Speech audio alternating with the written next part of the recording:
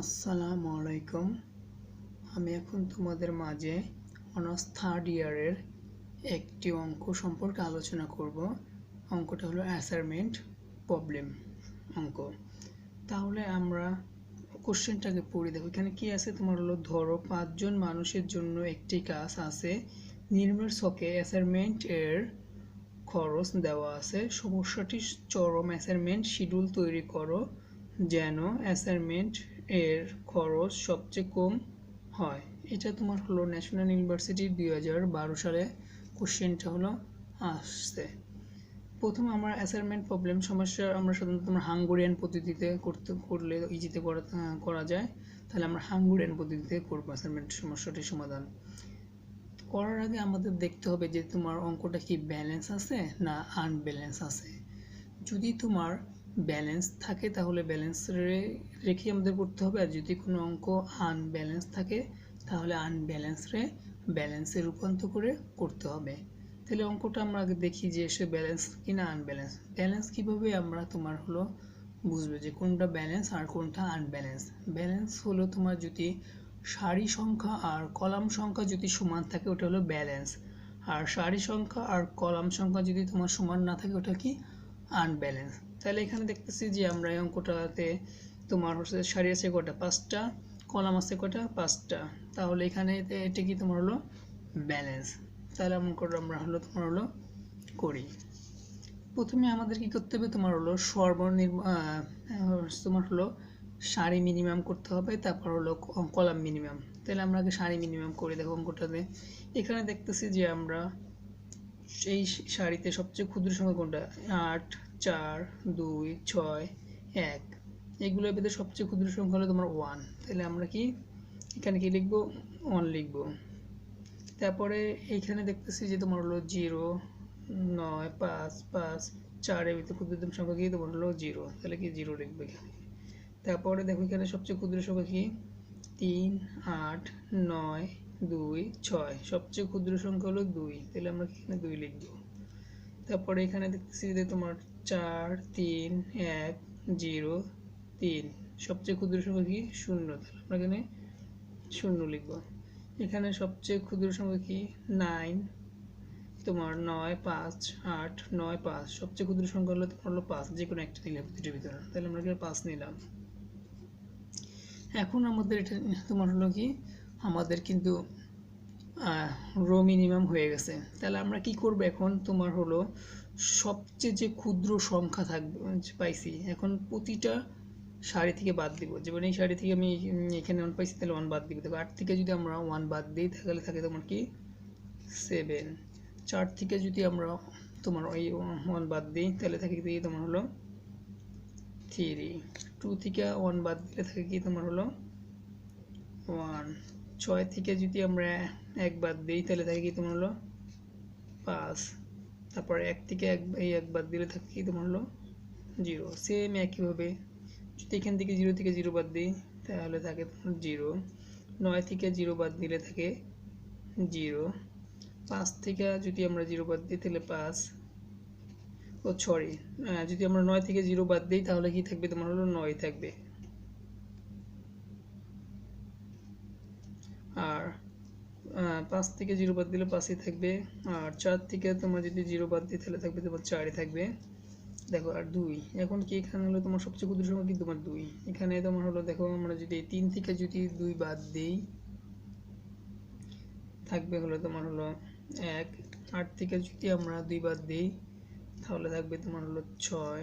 9 থেকে 2 বাদ দিলে থাকবে তোমার হলো 7। 2 থেকে 2 বাদ দিলে থাকবে 0। 6 থেকে যদি আমরা 2 বাদ দিই থাকবে তোমার হলো 4। তারপরে দেখো এখানে যদি 0 আছে, 4 থেকে যদি আমরা এই 0 বাদ দিই থাকবে তোমার হলো 4ই, 3ই, 1ই।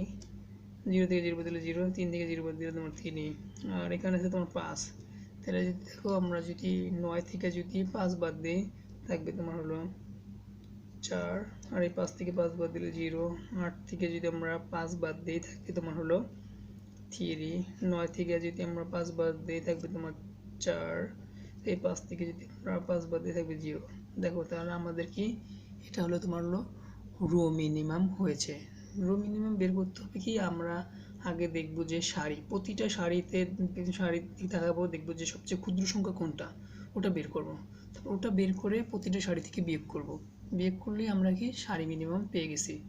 এখন আমরা করব তোমার হলো কলাম মিনিমাম। আমরা সারি মিনিমাম করে পেয়েছি, এখন আমরা এটাকে কলাম মিনিমাম করব সেম একইভাবে।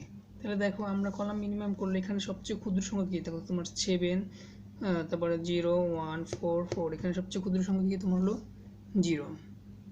প্রথমে আমরা থাকি এখানে সবচেয়ে কলমে সবচেয়ে ক্ষুদ্র সংখ্যা কি তোমার হলো 0। তাহলে আমরা এখানে তোমার কি 0 নিব, কলাম সোজা। তারপরে এখানে সবচেয়ে ক্ষুদ্র সংখ্যা কি তোমার হলো 0, তাহলে এখানে আমরা কি নিব, তোমার হলো 0 নিব। তারপরে এখানে সবচেয়ে ক্ষুদ্র সংখ্যা তোমার 1, তাহলে আমরা কি 1 নেব কলাম সোজা, দেখো তাহলে 1 নিছি। তারপরে এখানে সবচেয়ে ক্ষুদ্র সংখ্যা তোমার 0, তাহলে আমরা এখানে 0 নিব। এখানে সবচেয়ে ক্ষুদ্র সংখ্যা কি তোমার 0, তাহলে আমরা এখানেও তোমার হলো 0 নিব। 0 নিছি। তাহলে আমরা কি করব, সব আগের মতন দেখো, এখানে তোমার 7 আছে, 7 থেকে যদি আমরা এই যেখানে তোমার 7 আছে, 7 থেকে যদি আমরা 0 বাদ দেই, এই 7 থেকে 0 বাদ দিলে থাকবে তোমার 7ই। মানে মেন কথা হলো আমরা 0 বাদ দিলে যে সংখ্যা থাকবে ওই সংখ্যাই, তাহলে ওখানে আমরা 7 লিখব, এখানে 0 লিখব, এখানে 1 লিখব, এখানে 4 লিখবো, এখানে 4 লিখবো, কারণ 0 বাদ দিলে 0। তারপরে এখানে তো তোমার সেম, যদি এখান থেকে যদি আমরা 0 বাদ দিই, 3 থেকে 0 বাদ দিলে 3, 9 থেকে 0 বাদ দিলে 9, 6 থেকে 0 বাদ দিলে 6, 3 থেকে 0 বাদ দিলে 3, 0 থেকে 0 বাদ দিলে 0। তারপর যদি আমরা 1 বাদ দিই, দেখো এই 1 থেকে যদি এই 1 বাদ দিই, যেটা আমরা সর্বনিম্ন কলামের সংখ্যা আছে 1, তাহলে 1 বাদ দিলে থাকবে এখানে তোমার হলো 0। 5 থেকে যদি আমরা 1 বাদ দিয়ে থাকবে তোমার হলো 4। তারপর 7 থেকে যদি আমরা 1 বাদ দিয়ে থাকবে তোমার হলো 6। 1 থেকে 1 বাদ দিলে 0। 3 থেকে যদি 1 বাদ দিয়ে থাকবে 2। তাহলে এখানে দেখো আবার 0 আছে, তাহলে এই 5 থেকে 0 বাদ দিলে 5ই থাকবে। তারপরে 5 থেকে 0 বাদ দিলে 5ই। তারপরে 0 থেকে 0 বাদ দিলে 0 0, আর এখানে 4 এর 4 হবে, কারণ 4 থেকে 0 বাদ দিলে তোমার হলো 4ই। এরপরে আমরা যদি এই 0 থেকে যদি 0 বাদ দিই, 0 বাদ দিই, তাহলে 0ই। 4 এর 4ই, সব 4ই হবে, 3 হবে, 0 হবে। তাহলে আমাদের কি তোমার কি কলাম মিনিমাম হয়ে গেছে। ইচ্ছা করলে আমরা এখন কি আমাদের রো মিনিমাম আর সারি মিনিমাম হওয়ার পর, রো মিনিমাম আর কলাম মিনিমাম হওয়ার পর আমাদের স্ক্যান করতে হবে। তাহলে ইচ্ছা করলে আমরা এখানে করতে পারি, কিন্তু এখানে আমরা করব না, আমরা পরে একটা পিসে করি, এটা লিখে তারপর করবো। দেখো এখানে আমরা সেম সংখ্যাগুলো উঠাই, যেমন এখানে তোমার 7 3 0 5 0, এখানে করলেও হবে, তা আমি একটু সুবিধা করি। 0 9 4 5 4 4 3 0। তারপরে এখানে আছে তোমার হলো 0 0 4 6 0 2 6 3 0 1 4 4। তাহলে দেখো আমরা পাইছি। এখন আমাদের স্ক্যান করতে হবে। এখন আমাদের যেখানে করতে হবে মানে আয়তক্ষেত্র লিখতে হবে। তাহলে আমরা করলেই বুঝতে পারবা। প্রথমে আমাদের কি করতে হবে, তোমার হলো সারি স্ক্যানার করতে হবে, তারপর কলাম স্ক্যানার করতে হবে। তাহলে আমরা সারি স্ক্যানার করলে এখানে প্রথমে আমাদের কি দেখতে হবে যে একটা শূন্য, যদি একটা শূন্য থাকে একটা সারিতে, তখন এটাকে আমরা কি কাটতে মানে তোমরা আয়তক্ষেত্র আকারে লিখতে পারবো। তাহলে আমরা দেখো এখানে একটা শূন্য থাকলে মেন প্রথমে আগে দেখবো। দেখো এখানে দেখো সারি যদি তাকাই 7 3, তারপরে 0 আছে, তারপর 5 আছে, তারপর 0 আছে, এখানে দুটা তোমার শূন্য আছে, তার জন্য এটা নিব না। কারণ এখানে দেখো এই সারির সাথে যদি তাকাই, এখানে কিন্তু তোমার হলো একটা শূন্য আছে, তাহলে এটা আমরা স্ক্যানার করবো। আয়তক্ষেত্র আগে লিখলাম, এটাকে দিলাম। এখন যদি আমরা পাইছি হলো তোমার সারি, যখন খুঁজছি যখন পাইছি, এখন কাটবো কি বরাবর, কলাম বরাবর। আমরা যেটা পাবো ওইটার অপরটা কি তোমাকে কাটবো। যেমন আমরা তোমার হলো যেহেতু আমরা তোমার হলো কি পেয়েছি সারি বরাবর করে পেয়েছি, তাহলে কলাম বরাবর যদি আমরা কাটি তাহলে এটা কীভাবে বললো কাটবো, এভাবে যাবে কাটা, এভাবে কাটা যাবে, এভাবে কাটা যাবে, এটা কাটলাম। তারপর আবার এখানে দেখো এই লাইনে একটা পাইছি, তোমার একটা শূন্য আছে, তাহলে এটাও কাটবো। তাহলে কাটছি সারি বরাবর পাইছি, কাটবো কি কলাম বরাবর। মেন কথা যেটা বরাবর পাবো ওটার অপোজিট বরাবর কাটবো, তাহলে কাটবো, কাটছি। তারপরে দেখো এখানে কিন্তু একটা আছে, এটাও কাটাই, তাহলে এখানে একটা যদি পাই, আমরা যদি খুঁজি তাহলে একটা পাইছি, তাহলে কাটবো কি বরাবর, তোমার হলো কলাম বরাবর। তারপরে দেখো এখানে কিন্তু তোমার হলো দুইটা আছে, তাহলে দুইটাকে আমরা কি নিব না। তাহলে এখন আমরা কি করব, আমাদের কিন্তু তোমার হলো সারি স্ক্যানার করা হয়েছে, এখন কলাম স্ক্যানার করব। কলাম এখানে দেখো কলাম এটা তো কাটাই, এখানে একটা শূন্য আছে, তাহলে এখানে যদি আমরা কলাম বরাবর কাটি তাহলে কলাম বরাবর পাইছি, কাটবো কি বরাবর, তোমার সারি বরাবর। দেখো তারপরে এখানে যদি আমরা কলাম এখানে এখানে কাটা, এখানে তো আমি ফেলেছি, আর এখানে যদি খুঁজি এখানে একটা আছে তোমার হলো কলাম বরাবর, যেহেতু আমরা পাইছি কি বরাবর, তোমার কলাম বরাবর খুঁজি, কলাম বরাবর পাইছি, কাটবো কি বরাবর, তোমার হলো সারি বরাবর।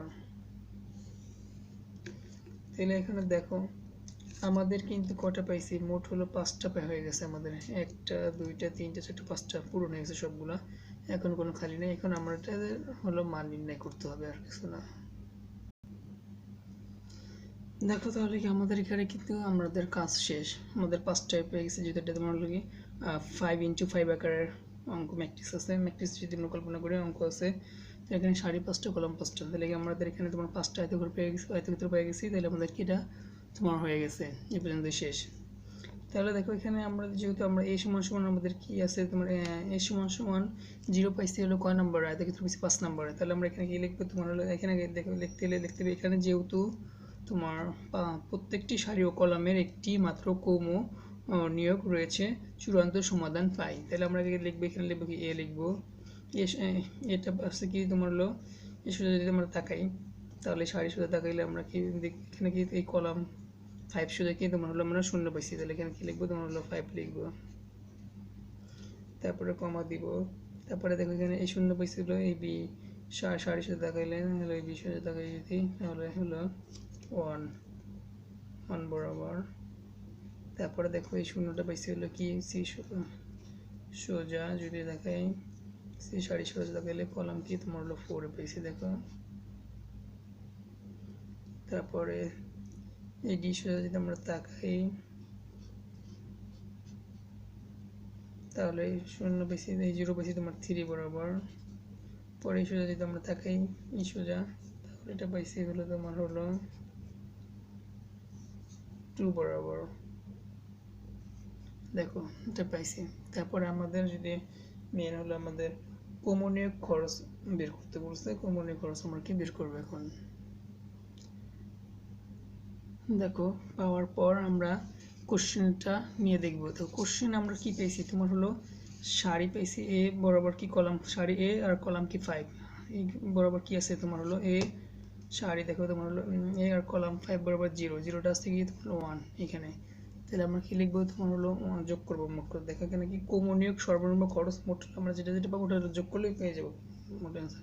এখানে তাহলে কি 1 লিখবো প্লাস, তারপর বি, দ্বিতীয় বি সোজা যদি আমরা তাকাই বি আর হলো তোমার হলো 1 নাম্বার হলো কলাম, তাহলে এখানে তোমার হলো 0, তাহলে এই বি সোজা তাকাইলে আর 1 সোজা তাকাইলে 0 আসছে, তাহলে আমরা 0 যোগ করবো। তারপরে তোমার সি যদি তাকাই, সিতে আসছে তোমার 4, দেখো সিতে 4 এর মানে তোমার হলো 2, এই যে সি আর 4 তাকাইলে আমরা 2 পাই, তাহলে এখানে লিখবো কি যোগ কি তোমার 2 C4, সি দিকে তাকালে তখন হলো আমরা হলো বিতে 1 সিতে 4, তাহলে ডি, এখান থেকে ডির দিক যদি আমরা তাকাই তেমন হলো তাকাইলে তোমার হলো ডির দিক তাকালে 3, আচ্ছা ডির দিক যদি আমরা তাকাই এখানে হলো তোমার হলো 3 আছে, তাহলে 3 হলো 1, তাহলে কি হবে 1 হবে। তারপরে যদি আমরা তোমার দিক তাকাই 2, তাহলে এখানে তোমার আছে হলো 2 5 হবে, কারণ সারি পরবর্তী থাকে আর কলাম বরাবর, তাহলে 5 প্লাস 5 লিখলাম, তাহলে 5 6 আর 8 মোট 9, দেখো তাহলে 9 হয়েছে। তাহলে এখানে আমরা সর্বনিম্ন খরচটা কিন্তু পেয়ে গেছি। দেখো সর্বনিম্ন আমার খরচটা হয়ে গেছে, তাহলে আমাদের অঙ্কটা তোমার অ্যান্সার হয়ে গেছে। আর কেউ যদি না বুঝো তাহলে আমাকে কমেন্ট করে জানাবা। আর তারপর আমরা আরেকবার একটু রিভার্স দিই। মেন কথা হলো কি, আমাদের দেখতে হবে যে অঙ্কটা কি ব্যালেন্স আছে না আনব্যালেন্স আছে। যদি আনব্যালেন্স থাকে তাহলে ওটা ব্যালেন্সে রূপান্তর করে করতে হবে, আর ব্যালেন্স থাকলে ব্যালেন্সে করতে হবে। প্রথমে কি করতে হবে আমাদের হলো তোমার হলো সারি মিনিমাম করতে হবে, তারপর কলাম মিনিমাম করার পর তারপরে করতে হবে স্ক্যানার করতে হবে, তারপর স্ক্যানার করার পর আমাদের এইভাবে তোমার মানগুলো বের করতে হবে। তাহলে আজকের মতন ক্লাসটি এই পর্যন্ত শেষ।